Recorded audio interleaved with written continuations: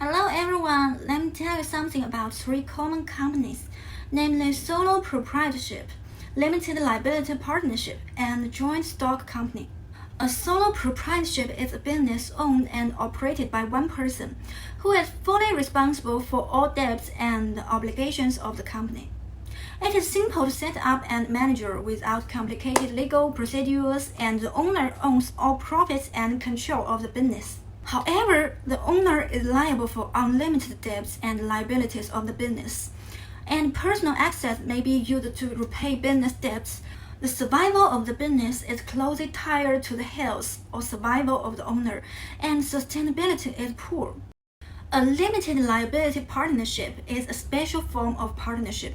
Like a general partnership, an LLP must have two or more partners. The partners enjoy limited liabilities.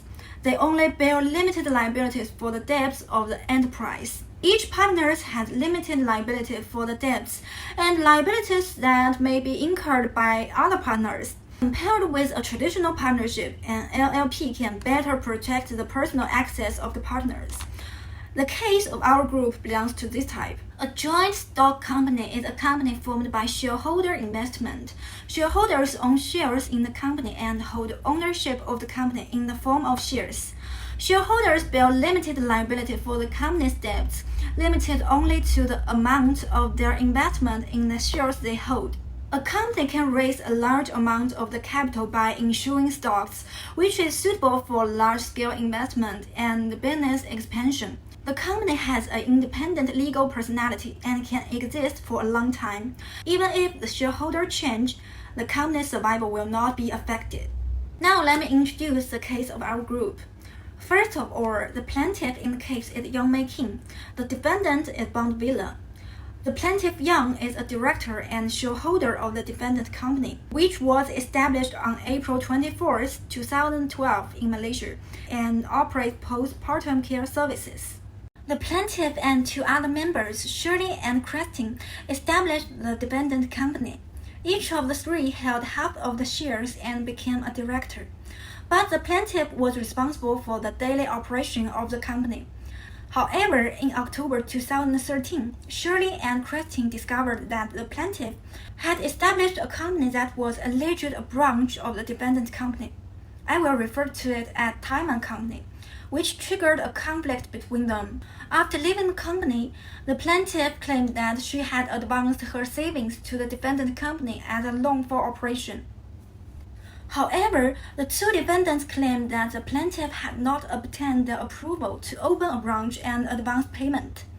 In addition, the plaintiff was accused of using the defendant company's funds to operate Taiwan Company, and the plaintiff personally agreed with David, according to which David would provide $150,000 and obtain 15% of the defendant company's equity.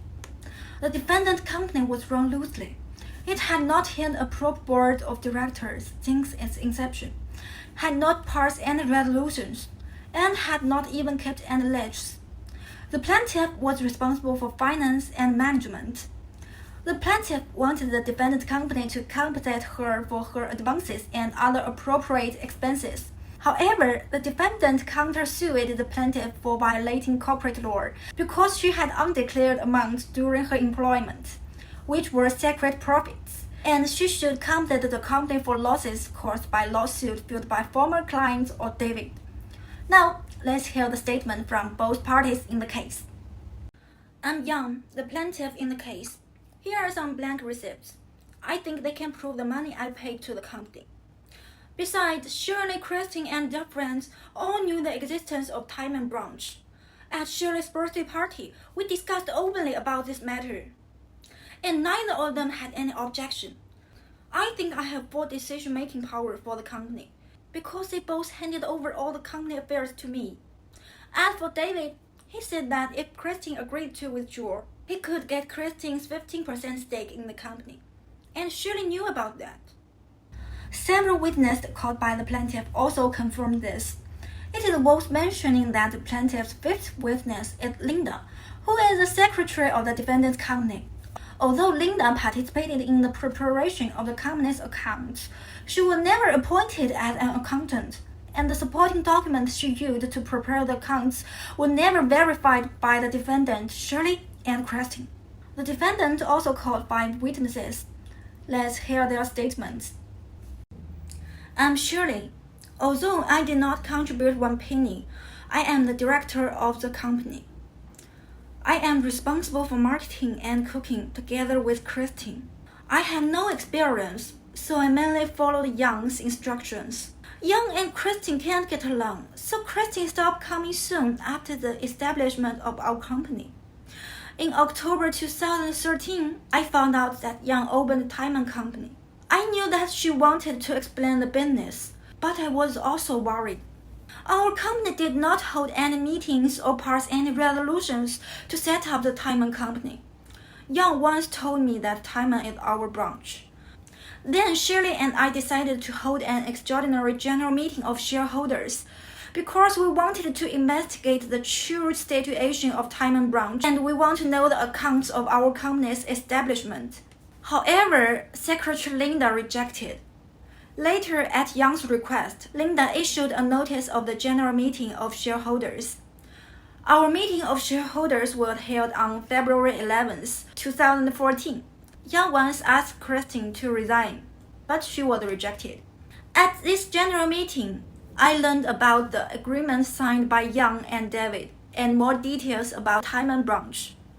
But all of this was done without any resolution from the directors. So Christine and I decided to change the company secretary. Young then resigned and handed over all the documents we requested. I also found that Young incited our customers to go to Taiwan branch to get a refund through her Facebook. And our customers did so. This is the evidence I provided for the customers' refund. Regarding Young's claim for those amounts, I never seen the receipts and invoices. In addition, Young also used another email account to contact our customer Kelly and asked the customer to deposit into the bank account of Young's husband. Kelly sent me an email with a deposit receipt, and I learned about this. The defendant's second witness, Christine, said that she was responsible for customer service and some basic operations for the company, but she did not provide funds to the company. She also had a bad relationship with the plaintiff and was excluded by her most of the time. She only knew about the branch after seeing the advertisement of Bond Villa 2 on the plaintiff's Facebook. Another witness testified that the plaintiff's Facebook had a closed group, and the plaintiff used this group to get everyone to go to another center. It is worth mentioning that the fourth witness of the defendant is the secretary, who provided secretary services for Bond Villa after Linda resigned. She testified that the documents she received from Linda, including some company resolutions, were either unsigned, undated, or both. None of the resolutions included the Taiwan branch, David's agreements, or any advances provided by the plaintiff. In addition, the defendant's last witness was engaged in outsourced accounting work, but she said that the documents provided by the company were disorganized, and there were no documents to prove the payments made and the expenses incurred, so it was impossible to provide accounting reports for Bond Villa. After that, the lawyers of both parties had a debate. Let's hear the judge's opinions below. First, the plaintiff produced her expense list, receipts, invoices, and bills. Then she provided a draft of management accounts, which prepared by the witness Linda. She prepared this draft based on the documents provided by the plaintiff. But it's still a draft. It had not been finalized or audited. The defendant company's board had not even approved it. And I think that the draft cannot be used as evidence for the plaintiff's claim. After rejecting this draft, the plaintiff is left with only bank slips, invoices, and receipts, which are the proof of payments and purchase. But there is no way to conclude that the plaintiff used her funds, and at least once, the customer deposited the money into the plaintiff's husband's account, instead of the defendant company's account. Therefore, the plaintiff failed to prove that she provided advances to the defendant company.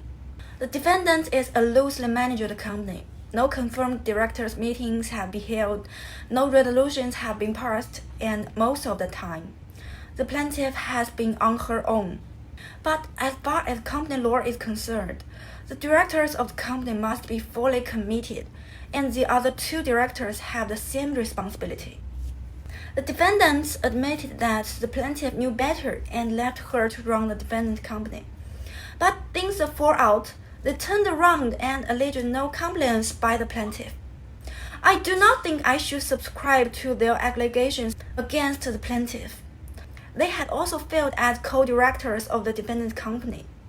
On the one hand, they said they were not involved in the running of the business. But on the other hand, DW1 asserted that she managed the daily operations, purchasing groceries, cooking, and helping DW2 deal with the suppliers, while DW2 claimed that she was handling customer care and some operations. This would not absolve them from any liability for non-compliance. The witness also confirmed that Timon Branch and Davis' agreement were openly discussed in the front of DW1, and she had no resistance. She actively participated in the plan to open a branch and even visited the branch and met the suppliers when it was being renovated. DW1 admitted that they did discuss expanding the business, but her only concern was financial capability. DW2 became aware of Timon's branch through Facebook, and she did not do anything except raise her concerns with DW1. This shows that Timon sent her at the branch of the defendant, and there was no violation. If the customers choose to leave, only they can tell why they did so. It was a matter of preference and satisfaction. I do not see any evidence of enticement on the part of the plaintiff. I do not see any evidence of plaintiff condemning the defendant company's treatment or services. So, I do not think the defendant is entitled to be compensated by the plaintiff. Based on the total of the evidence, I dismissed both of the plaintiff's claim and the defendant's counterclaim, parties to bear their own costs. From this case, I learned that if you want to establish a company, you should ensure that the company has a good governance structure, including hold regular board meetings and forming written resolutions, which can ensure that all decisions are formally recognized and avoid future legal disputes. If shareholders provide financial support to the company, they should ensure that all payments are recorded in detail and approved by other directors of the company to avoid future disputes. If it involves important matters of the company, it should be confirmed in writing. Otherwise, it may lack legal validity. Company directors should ensure that the company complies with all applicable laws and regulations, including submitting documents and accounting records. Legal compliance is not only a basic responsibility of directors, but also a necessity for the long-term development of the company. That's all. Thank you.